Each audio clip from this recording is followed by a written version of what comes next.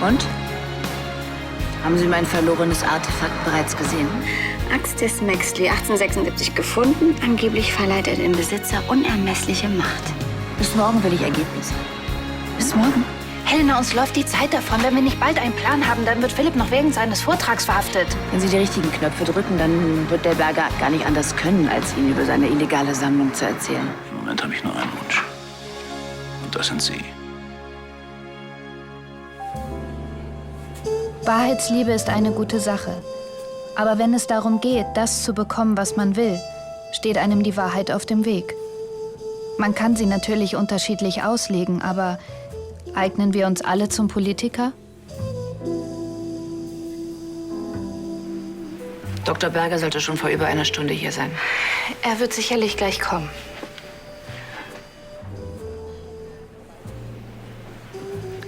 Die Axt des Maxley gegen ein Leben mit Philipp. Ich finde, das hat was von so einer Tragödie mit Klasse. Eine verzweifelt liebende Frau tut alles, um ihren geliebten Prinzen vor einer lebenslänglichen Gefängnisstrafe zu bewahren. Ist doch gut, oder? Ja. Unter Druck gesetzt von seiner verzweifelten Ex-Geliebten, die alles dafür tun würde, um ihm zu schaden. Wie viel Klasse hat Ihre Tragödie jetzt noch? Vorsicht, Gräfin. Ich könnte das Tonband heute Abend noch bei der Polizei abliefern. Die Konsequenzen kennen Sie. Ja, aber Sie wollen diese verdammte Axt und ich kann sie Ihnen besorgen. Philipp hat nicht umsonst seine Vergangenheit für mich aufgegeben.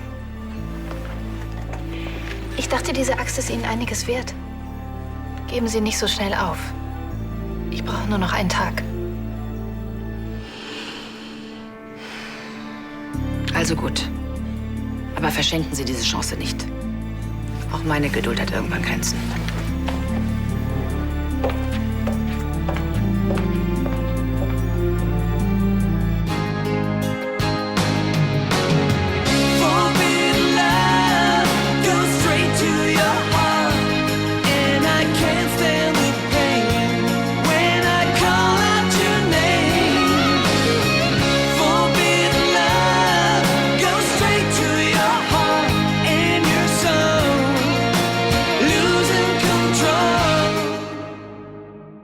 Natürlich war es richtig, Berger die Wahrheit zu sagen. Was hättest du denn tun sollen? Mit ihm schlafen? Abgeneigt war er jedenfalls nicht. Er hätte dir die Axt sowieso nicht gegeben, verlass dich drauf. Die einzige Möglichkeit, dieses Ding noch zu bekommen, ist, mit offenen Karten zu spielen. Und wenn schon nicht vor Philipp, dann wenigstens vor Berger. Ja, das habe ich mir auch gedacht. Wie hat Berger denn überhaupt reagiert? Zuerst ganz rücksichtsvoll. Er ist sofort abgehauen. Und beim Frühstück hat er mir dann eröffnet, dass er sich in mich verliebt hat. Was? Glaubst du ihm das? Es ist doch egal, was ich glaube, oder? Ja, hat er denn noch irgendwas zu der Axt gesagt? Ja, dass er sie mir jetzt erst recht nicht geben kann, weil es mich dann noch mehr in Philipps Arme treibt. Helena, er wusste ganz genau, dass ich heute mit der Steigenberg im Schneiders verabredet war und er ist nicht aufgetaucht. Denkst du, er ist abgehauen? Keine Ahnung. Das Einzige, was ich weiß, ist, dass wenn die Steigenberg die Axt des Maxley nicht bekommt, dann gibt sie morgen das Band der Polizei.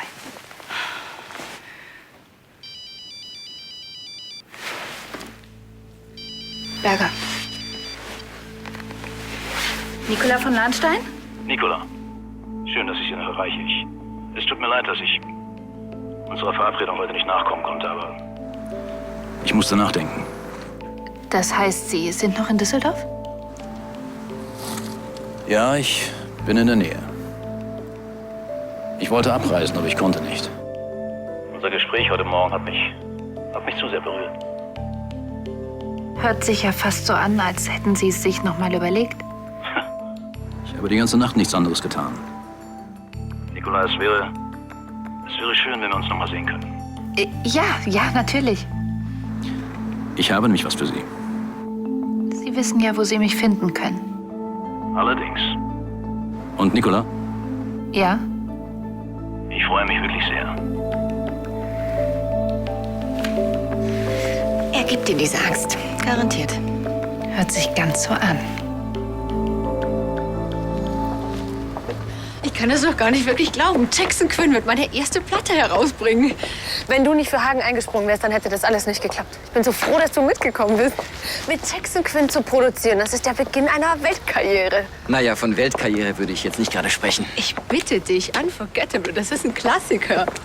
Du weißt aber schon, dass du etwas anderes mit ihm vereinbart hast. Na ja, dann kommt eben zuerst dieser Beachparty Hitler Bomber. Aber das ist ja nur der Beginn unserer Zusammenarbeit. Danach Warte mal, du glaubst, nach La Bomba machst du Unforgettable? Ein Jazzstück nach einem Beachparty? Na ja, was ist denn falsch dran, mit einem Chartshit den Grundstein für seine Karriere zu legen? Weil du damit die Weichen für dein zukünftiges Image stellst. Und die Frage ist, ob du aus der Chartecke wieder rauskommst. Du musst dich von Anfang an richtig verkaufen. Dazu gehört einfach alles. Dein Outfit, dein Styling und vor allem die Qualität deiner Songs. Du tust ja gerade so, als würde ich in einem drittklassigen Nachtlokal oben ohne kellnern müssen. Das vielleicht nicht, aber Quinn wird dich La Bomba bestimmt nicht im Abendkleid singen lassen. Mist, ich habe mich wieder bequatschen lassen.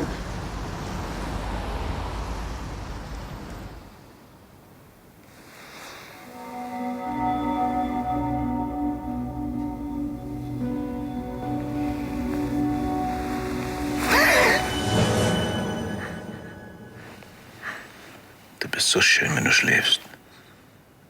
Nicola? Nicola? Nicola, wach auf, hörst du mich? Du zitterst ja, was hast du denn geträumt? Ich weiß nicht, ich bin nur froh, dass du da bist. Vielleicht wird aus deiner Erkältung doch noch eine Grippe. Dein Gesicht ist auch ganz heiß. Ich hol dir was zu trinken.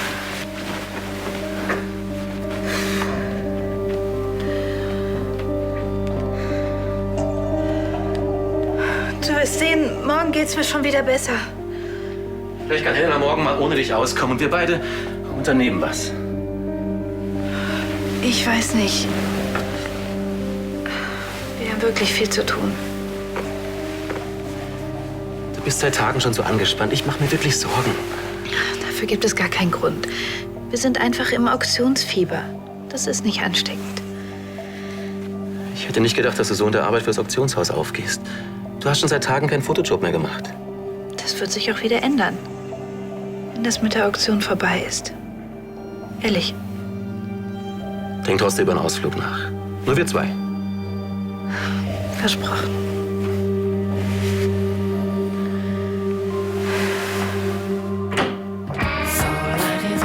Hey! Dein Termin mit dem Produzenten hat aber lange gedauert. Was hat er denn gesagt? Macht er ein Album mit dir? Erstmal einen Song. Immerhin. Ich gratuliere. Dazu gibt's überhaupt keinen Grund. Ich habe einen riesengroßen Fehler gemacht. Ich hätte niemals zusagen dürfen. So schlimm? Was ist denn passiert? Na, was wohl? Du weißt genau, warum ich da nicht alleine hingehen wollte. Du bist sauer.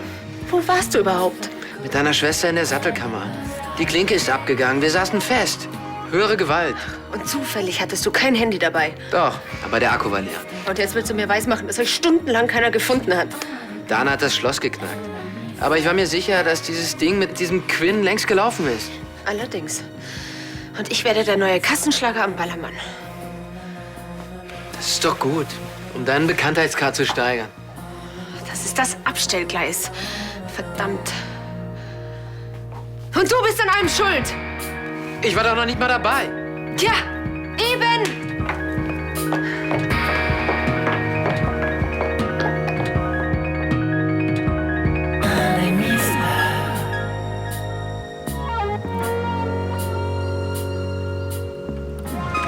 Wir konnten wirklich nichts dafür, Marlene. Plötzlich hat sich die Klinke in der Hand. Ich sage ja auch nicht, dass es Absicht war.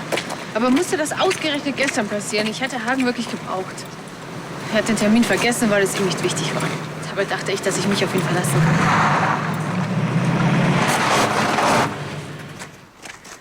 Einen wunderschönen guten Morgen. Über gut lässt sich streiten. Und warum bist du so früh morgens schon so gut gelaunt? Über früh lässt sich streiten. Ich komme gerade erst nach Hause. Ich bin Dana, Marlenes Schwester. Wir sind uns hier noch gar nicht über den Weg gelaufen. Schade eigentlich. Ich bin Tristan, das schwarze Schaf der Familie und der Unglücksbringer von Marlene. Ich dachte, es wäre Hagen. Und hast du dir was überlegt wegen La Bomba? Was ich zusage, muss ich ja wohl auch einhalten. Du kannst immer noch abspringen. Du hast mit diesem Produzenten noch keinen Vertrag unterschrieben. Du hast ja keine Ahnung. Die meisten kriegen Quinn nie zu Gesicht und mit mir hat er sich sogar persönlich getroffen. Ich kann ihm nicht absagen. Er ist die Nummer 1 der Branche. Aber nicht in deiner Branche. In der Jazzmusik zählen ganz andere Leute. Aber wenn ich Quinn absage, dann bin ich total verbrannt. Der Mann ist Weltspitze. So jemandem gibt man keinen Korb. Und wenn du zusagst, bist du genauso verbrannt. Und zwar für die klassische, seriöse Sparte. Oder willst du etwa als Starschnitt an den Wänden von irgendwelchen Teenie-Zimmern hängen? Jetzt hör doch auf. Mann, ich könnte Hagen wirklich umbringen. Was hat der denn damit zu tun? Wenn er dabei gewesen wäre, hätte ich nie zugesagt. Dieser Quinn kennt jeden. Was ist, wenn der mich in der Branche total unmöglich macht? Das ist doch überhaupt nicht sein Interesse. Durch eine Absage machst du dich nur interessant. Wir rufen jetzt diesen Quinn an und sorgen dafür, dass du aus der Nummer wieder rauskommst. Leinstein-Derby. Grotesk. Die verkaufen Verlierer ihre Niederlagen. Falsch. So verwandelt man eine vermeintliche Niederlage in einen Erfolg. Wann ist die Renovierung des Gestüts denn abgeschlossen? Eine gute Frage, Liebling. Das verschlingt nämlich Unsummen. Vielleicht gelingt es euch ja mit dieser Zucht, uns endgültig zu ruinieren. Jetzt kaum erwarten, dass du morgen diese Scheidungspapiere unterschreibst. Dann bist du wenigstens auf der sicheren Seite, wenn ihr das Schiff sinkt. Ich finde nicht, dass Sebastians und meine Scheidung ein Thema für den Frühstückstisch ist. Ja, das stimmt. Und ab morgen ist es zum Glück gar kein Thema mehr. Was für eine entspannte Stimmung. Wir hätten doch ins No-Limits gehen sollen. Immerhin bleibt uns heute ein Bauarbeiter erspart. Andi ist nicht so hart im Nehmen wie wir. Er trägt deinen Charme nicht jeden Tag. Kein Hunger? Nein, ist heute nicht mein Tag. Ich habe schlecht geschlafen. Es ging mir ganz genauso. Vielleicht hatten wir denselben Traum. Dieter, gut geschlafen? Naja. Dr. Berger, seit wann sind Sie wieder zurück? Die Hauptsache ist doch, Sie freuen sich darüber. Dieter konnte sich nicht vom Schloss trennen. Da habe ich ihn gebeten, noch ein paar Tage hier zu bleiben. Ich hoffe, Sie nehmen unsere Gastfreundschaft nicht mehr allzu lange in Anspruch, Dr. Berger. Guten Tag. Tja, also, für die Familiendynamik hat deine Anwesenheit offensichtlich Vorteile. Das sehe ich ganz genauso.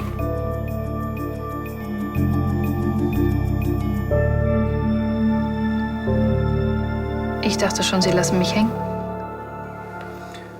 Es tut mir leid, aber ich musste Sie leider versetzen. Ich war mir nicht sicher, was die Axt des Maxley betrifft.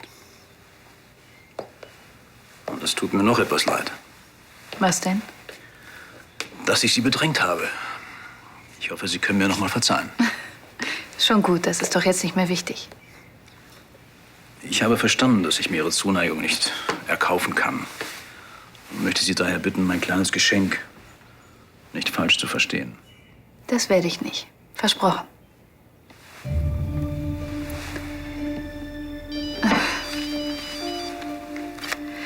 Philipp, was gibt's? Nicola, bist du schon im Auktionshaus? Nein, aber ich habe eine Besprechung. Was ist denn los? Wie sieht's heute Nachmittag bei dir aus? Kannst du dir frei nehmen? Wieso, ist etwas passiert? Allerdings, ich habe Sehnsucht nach meiner Verlobten. Na, wenn das so ist, dann kann ich ja nicht Nein sagen. Wir sehen uns später zu Hause? Ich freue mich. Ich gehe davon aus, dass Sonja von Steigenberg immer noch im Besitz des Tonbandes ist. Ja, sie hat mir eine Frist gesetzt bis heute Mittag. Und dann will sie das Band der Polizei übergeben. Dank Ihrer Hilfe wird das ja nicht mehr nötig sein.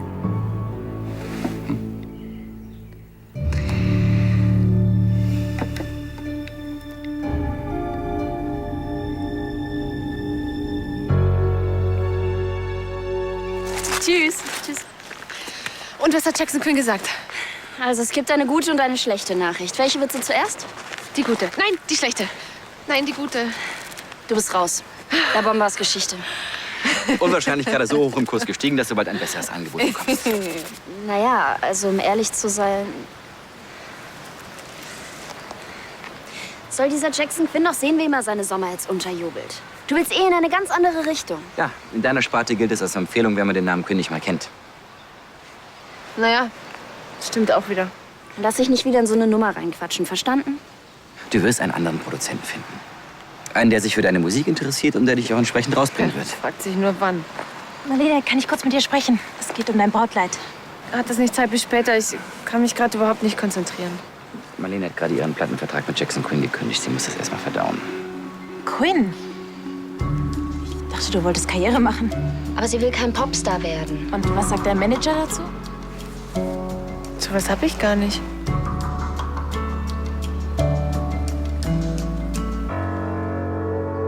Sie wissen, dass es mir nur um die Axt des Maxley geht? Aber mir geht es um Sie, Nicola. Sie denken doch nur, dass Sie Ihren Prinzen lieben. Aber alles, was Sie mir bislang über Ihre Beziehung erzählt haben, hat nur mit Lügen, Verrat und sogar einem Mord zu tun. Ich glaube nicht, dass wir diese Unterhaltung führen sollten. Glauben Sie wirklich, dass Sie mit dem richtigen Mann zusammen sind? Wer sagt mir denn, dass jemand anders besser ist? Weil Ihnen derjenige vielleicht Dinge bieten kann, von denen Sie im Augenblick nur träumen. Und vor allen Dingen ein Leben. Ein Leben ohne Angst, dass jeden Augenblick die Polizei an die Tür klopft. Dr. Berger, Sie sind Kunsträuber. Nicht gerade ein Lebensstil ohne Risiko. Wo ist denn die Axt? Sicher verwahrt in einem Safe in der Schweiz. Möchten Sie sie sehen? Ich habe noch nie einen so sagenumwobenen Gegenstand gesehen. Was halten Sie denn davon, wenn ich die Axt nach Königsbrunn hole? Vielleicht fällt mir die Entscheidung dann leichter. Ich muss Sie warnen, Nicola. Diese Axt verleiht ihrem Besitzer magische Kräfte. Und er bekommt alles, was er sich wünscht. Ja, dann sollten Sie sich vielleicht beeilen und schnell aus der Schweiz zurückkommen. Rebecca hat recht. Du hättest dir schon längst einen Manager suchen sollen. In der Branche zieht jeder jeden über den Tisch. Du brauchst jemanden, dem du hundertprozentig vertrauen kannst. Dann fällt der Haken schon mal aus. Marlene, jeder kann mal was vergessen. Wenn es um ihn gegangen wäre, wenn es ein wichtiges Geschäftsessen gegeben hätte. Ich wäre da gewesen. Für ihn. Oder ich hätte zumindest angerufen. Wo war er denn überhaupt? Er hat ein Schwätzchen gehalten mit meiner Schwester in der Sattelkammer. Interessant, war's schön? Witzig. Außerdem wusste ich nichts von deinem Termin, sonst hätte ich ihn daran erinnert. Das hätte es auch nicht besser gemacht. Er hätte von selbst dran denken müssen. Hat er aber nicht. Willst du jetzt ewig sauer sein? Das heute hätte fast den Beginn meiner Karriere ruiniert. Jetzt sag mir nicht, dass du nicht sauer gewesen wärst. Nee, wär ich nicht. Ich glaube nicht, dass Hagen das böse gemeint hat. Na und? Wenn mein Ruf erst einmal ruiniert ist, dann kann ich mir davon auch nichts kaufen.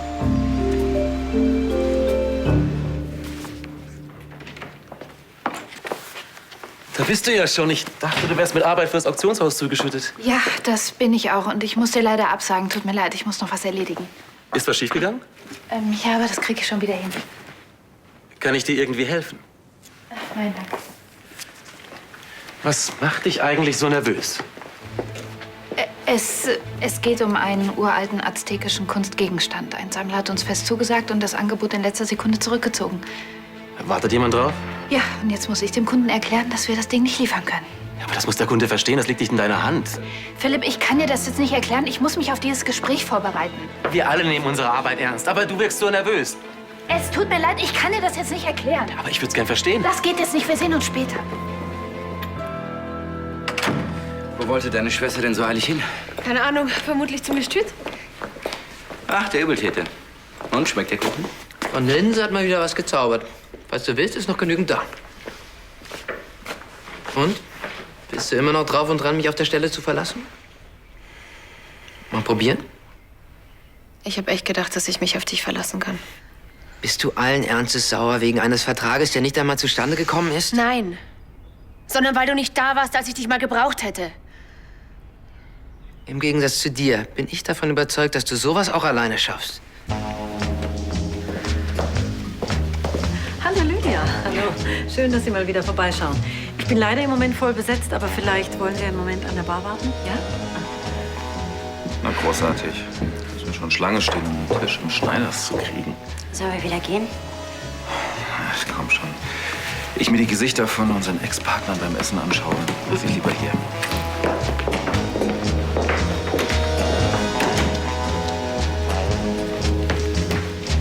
Bevor Sie fragen, ich habe sie nicht. War ja klar. Ich hatte Ihnen, glaube ich, noch genau einen Tag Frist gegeben. Erinnern Sie sich? Ich habe es wirklich versucht, aber es ist kompliziert. Ja, wir können es auch ganz unkompliziert machen. Wir bringen Ihren Freund einfach hinter Gittern.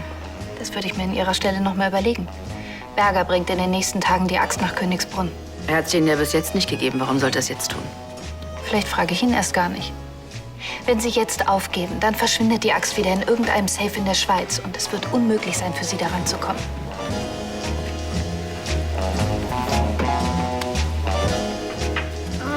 Es scheint alles besetzt zu sein. Ist mir wohl doch besser zu Hause, was? Nein, auf keinen Fall. Ich habe keine Lust auf die dummen Gesichter von Lydia und Ansgar. Wie ich schon sagte, Berger ist in den nächsten Tagen wieder in Königsbrunn. Und dann werde ich genug Gelegenheiten haben, mir die Axt zu holen. Ich weiß nicht, wem ich mehr Glück wünschen soll. Ihnen oder Philipp?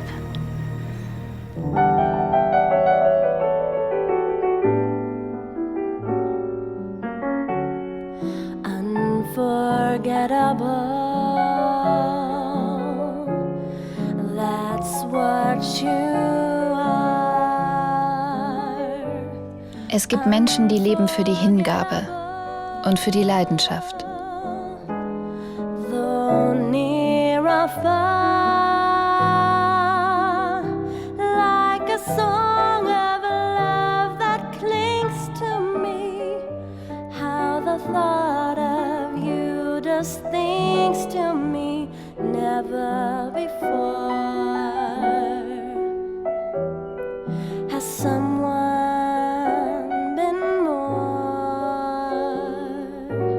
Oder für die Macht, getrieben von dem Wunsch, das zu besitzen, was unerreichbar erscheint.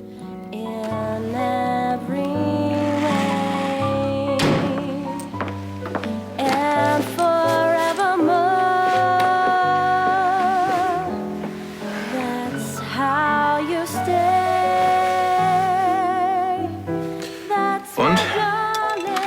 Wie lange bleibst du in der Schweiz? Höchstens 2 Tage. Dann bin ich wieder da. Wie schön. Du bist jederzeit willkommen.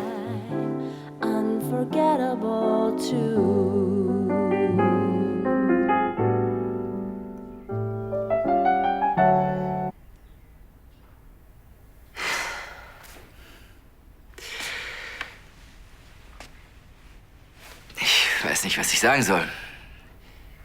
Sag einfach, was du denkst.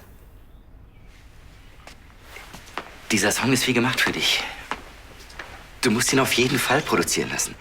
Ja, vielleicht von jemandem wie Jackson Quinn. Alles, was du brauchst, ist ein Manager, der dich mit den richtigen Leuten zusammenbringt und der alles dafür tut, um dich groß rauszubringen. Nur so jemanden kenne ich leider nicht. Doch. Mich.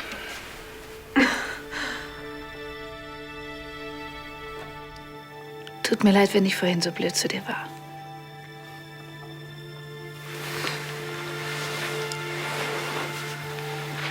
Abgesehen vom Stress im Auktionshaus. Wenn du Sorgen hättest, egal welche, dann würdest du doch mit mir darüber sprechen. Oder? Versprochen.